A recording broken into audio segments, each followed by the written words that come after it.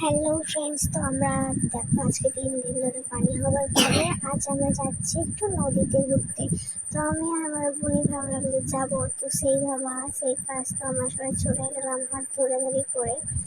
দেন তারপর আমরা যে আমাদের এখানে বান এসেছে ভীষণ, তো 3 দিন বৃষ্টি হলে তো বান আসাটাই স্বাভাবিক।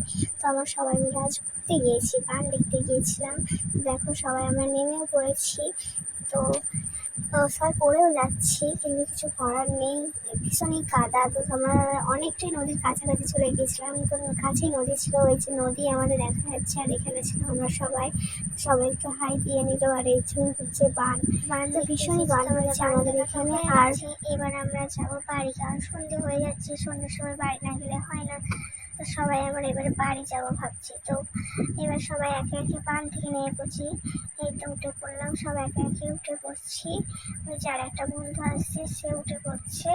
তো এরপরে যাবো আমরা বাড়ি। তো বাড়ি গিয়ে দেখা হচ্ছে, তো বাড়ি সন্ধে হয়ে গেছে। তো আমরা ভাবলাম যে আমাদের কাছে অনেক কটা চরকি ছিল, তো আমরা ছাদে গেলাম, ছাদে গিয়ে চরকি ফোটালাম।